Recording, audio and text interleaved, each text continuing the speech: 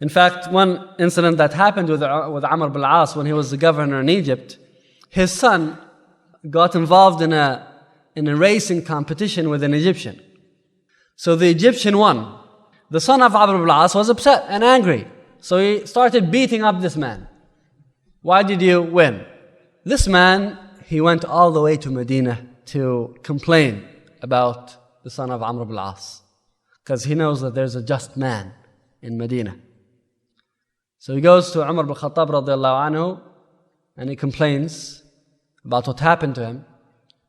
Umar ibn Khattab calls the son of Amr ibn al-As and his father to come all the way from Egypt to Medina. So they come and they're presented to Umar in his court. And when evidence was established that what this man is saying is true, Umar ibn Khattab hands him over the stick and tells him to avenge for what happened to him. So he starts beating up the son of Amr ibn al-As.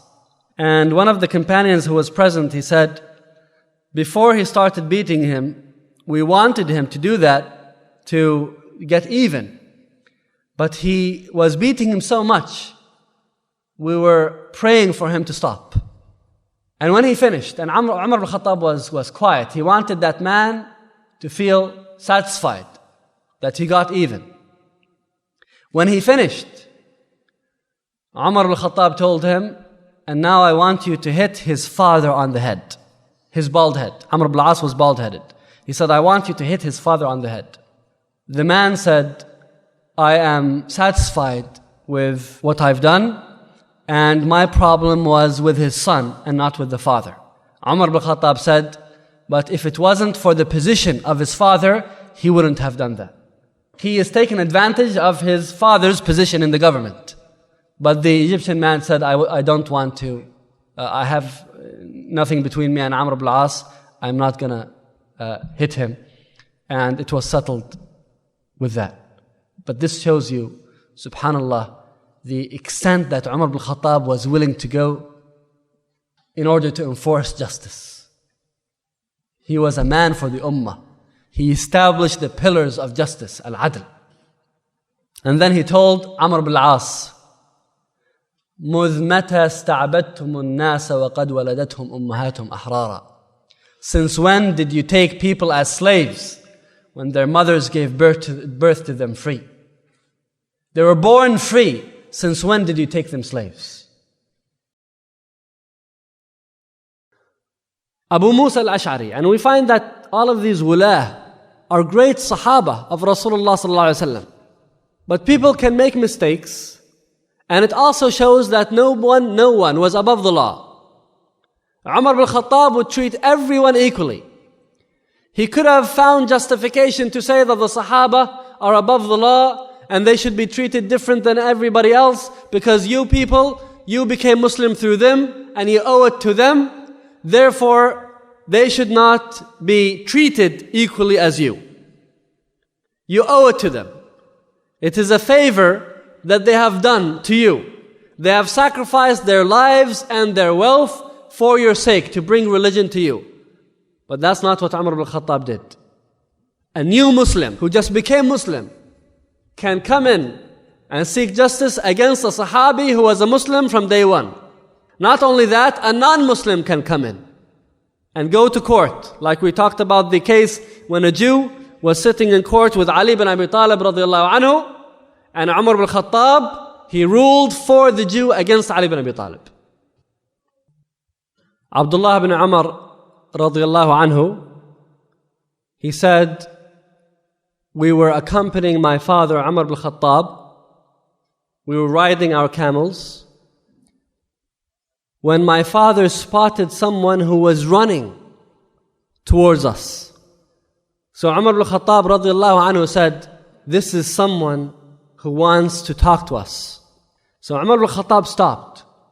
And this man came, and as soon as he saw Umar ibn Khattab radiallahu anhu, he started crying. Umar ibn Khattab told him, what's the matter?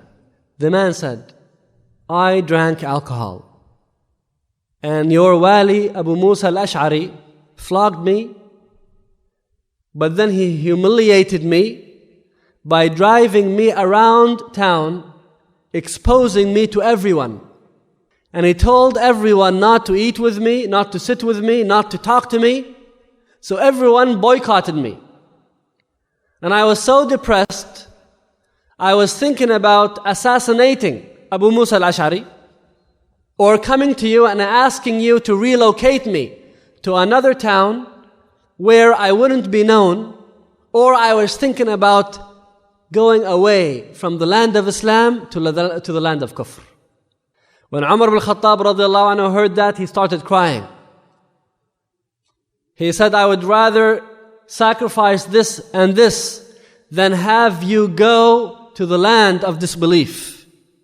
And then he wrote a letter to Abu Musa al-Ash'ari, and he said, if you have drove him around the people to expose him and humiliate him, and you have punished him in public, then I want you to sit down in public and be punished. And if you did that in private, then I would want you to be punished in private. And then he told Abu Musa al-Ash'ari, and if you want to know how serious I am about that, try doing what you've done again and you would see what my response would be. He then gave this man some clothes and 200 dirham, and he told him to go back. So brothers and sisters, Umar ibn Khattab radiallahu anhu, he was strict in his rule, but he had so much mercy in his heart towards the sinners. This man, he drank alcohol. He should have been flogged, and that was it. Abu Musa al-Ash'ari carried the punishment further and drove him around, exposing him and humiliating him in front of everyone, asking the people to boycott him. Umar ibn Khattab did not want the punishment to go beyond the punishment of Sharia. And Umar ibn Khattab radiallahu anhu told the man, if you drank alcohol, people in the time of Jahiliyyah used to drink it. You're not the only person to drink alcohol. People in Jahiliyyah used to drink it. You've been punished, that's the end of the story. The punishment should not carry further than that. So when a person commits a sin, the punishment in Sharia should be implemented, and that's it. When a man in the time of Rasulullah sallallahu alaihi wasallam committed adultery, he was stoned to death. After they stoned him and he was dead, some of the Sahaba said, this man could not stay quiet and conceal his sin, and he went and talked about it until he was stoned like a dog. Rasulullah ﷺ heard that comment and stayed quiet. But then he came across a dead animal, decomposed body, foul smell, stench. And he told these men to go and eat from it. They said, oh Rasulullah, and can this be eaten? Rasulullah ﷺ said, what you have said about your brother earlier is worse than eating from this dead body. In the name of Allah, the man that you talked about has made a tawbah. If it was distributed on the people of Medina, it would be sufficient for them. And he is now swimming in the rivers of paradise. He has made a tawbah, he was punished, and now he is in Jannah, and Allah Azza wa Jal forgave him. Just because he committed adultery does not give you a free allowance to say whatever you want against that person. He was punished in Sharia, that was it. Another man, he was a man with very loud voice. So his voice was helpful in war. Because of his loud voice, he could rally the army. And he was also very good in fighting. He came to Abu Musa to claim his portion of the ghanimah, the spoils of war, the booty. Abu Musa gave him part of it. He didn't give him the whole thing. The man said, I don't want it. Either you give me all of it or nothing.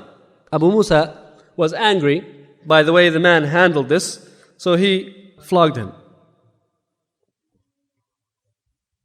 So this man went to Umar ibn Khattab, and also Abu Musa shaved his head. So the man collected all of his hair. By the way, shaving the head was a punishment in those days. It was a sign of humiliation.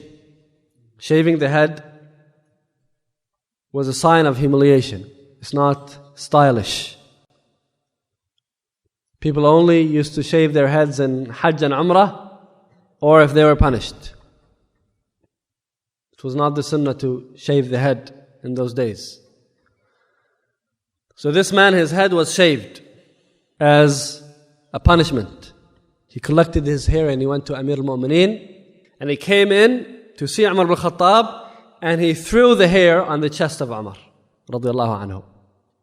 And he said, if it wasn't for Allah and hellfire, meaning if it wasn't for Allah and my fear of hellfire, I would have done so and so. Umar ibn Khattab told him, what happened? So the man said, I came to claim my share of the booty. Abu Musa al-Ash'ari refused to give it to me, and then when I argued with him, he lashed me. Umar ibn Khattab radiyallahu anhu had Abu Musa al-Ash'ari come to him, and he gave the whip to this man and told him, take revenge for what he has done against you. And subhanallah, these were not men of hatred and evil hearts. They just wanted justice. So when he received justice, when it was in his hands, he told Abu Musa al-Ash'ari, go, I have forgiven you for the sake of Allah. Same thing that happened with Amr ibn al-As happens here again. But they wanted to make a point. They wanted to prove that we are going to get justice and we are going to forgive when we have the capability of forgiving. So it makes a difference when you forgive and you're able to forgive, and when you think that you're forgiving when really you're only forgiving because there's nothing else you could do. There's a difference between both situations. You get the ajr of forgiving when you are in a position of strength and you are able to take revenge, and then you forgive. That is the forgiveness in which you are rewarded. But when you're the underdog, the weaker one, and then you say, no, I forgave him for the sake of Allah Azza wa Jalla, and trying to claim credit for it to justify your weakness, that's something else. So over here he had the whip in his hand and he could have disciplined Abu Musa al-Ash'ari, but he told him, I forgive you for the sake of Allah Azza wa Jalla. Go, you're free.